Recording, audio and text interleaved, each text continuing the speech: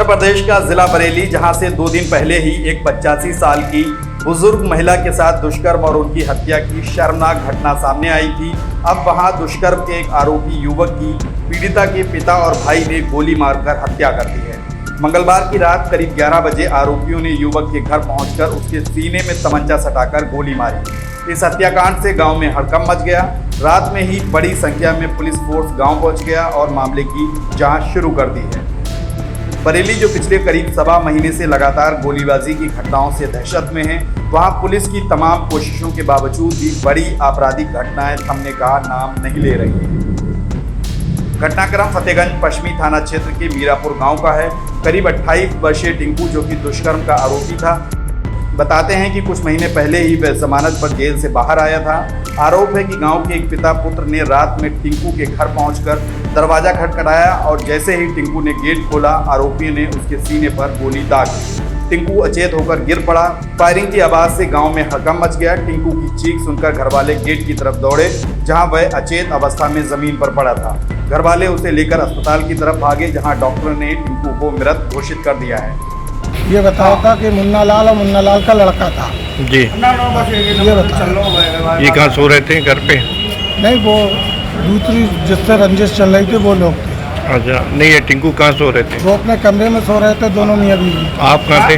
हम लेंटर पे सो रहे थे। ऊपर लेंटर पे? हाँ जी। अच्छा, फिर क्या, उन्होंने कुंडा आके खोला। कुंडा खोलने के बाद में पीछे से वो आ गए। उन्होंने बताया कि किसी ने आके गोली मारी। जब बाहर हमने देखा कि पटाखे की आवाज़ हुई है, फिर हम लिंटर से नीचे आए। तब तक गेट खुला हुआ था, बॉडी उनकी पट पड़ी है। अच्छा अच्छा अच्छा। क्या उम्र रही होगी टिंकू की? उनकी लगभग 28 साल। बच्चे वगैरह हैं कोई? हाँ, 2 बच्चे, एक लड़की एक लड़का है। यहाँ कहाँ रहते थे? मीरापुर। उधर आरोपी हत्याकांड को अंजाम देकर गांव से फरार हो गए। रात में ही बड़ी संख्या में पुलिस फोर्स गांव पहुंच गया और आरोपियों की धरपकड़ के लिए ताबड़तोड़ दबिश शुरू कर दी। दिनांक 30/31 की मध्य रात्रि को जिला चिकित्सालय बरेली से थाना फतेहगंज पश्चिमी को सूचना प्राप्त हुई कि टिंकू नामक एक व्यक्ति जो 28 वर्षीय है, जिसके सीने में गोली लगी है, मृत अवस्था में जिला चिकित्सालय में उसका शव प्राप्त हुआ है, जिसको मोर्चरी में रखाया गया है। इस सूचना पे तत्काल उसके बारे में जानकारी की गई, जो कि ग्राम मीरापुर का निवासी बताया गया। ग्राम मीरापुर पे घटनास्थल निरीक्षण किया गया।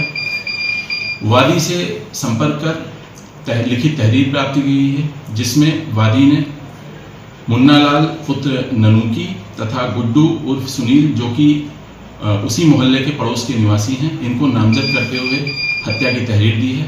इस तहरीर को तत्काल पंजीकृत किया जा रहा है और एक तथ्य और प्रकाश में आया है कि प्रतिवादी पक्ष की तरफ से वादी पक्ष पर टिंकू को नामित करते हुए 321/18 एक मुकदमा चल रहा है, जिसमें 376 तथा 4 पॉक्सो अधिनियम के धाराएं भी लगी हैं, जिनका विचारण इस समय माननीय न्यायालय में चल रहा है।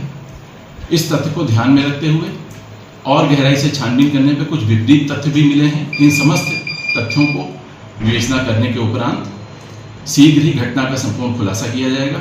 यह भी जानकारी में लाना है कि नामजद मुन्ना लाल तथा नामजद गुड्डू को पुलिस हिरासत में लेकर कड़ाई से पूछताछ जारी है। पुलिस ने मृतक परिवार की तहरीर पर मुकदमा दर्ज करके दोनों आरोपियों को हिरासत में ले लिया है। बताते हैं कि मृतक टिंकू दुष्कर्म का आरोपी था, जो जेल से छूटने के बाद गांव से बाहर काम कर रहा था। मृतक के भाई राजीव के मुताबिक कुछ दिन पहले ही वह गांव आया था, जहां दुष्कर्म पीड़िता के पिता और भाई ने टिंकू की हत्या कर दी है। टिंकू शादीशुदा है और उसके 2 बच्चे हैं। दुष्कर्म की घटना के बाद से ही हत्याकांड के आरोपी परिवार के साथ उसकी रंजिश थी और इसी को लेकर ये मर्डर सामने आया है। पुलिस हिरासत में लिए दोनों आरोपियों से पूछताछ कर रही है। इस मामले ने एक बार फिर बरेली को हिलाकर रख दिया है।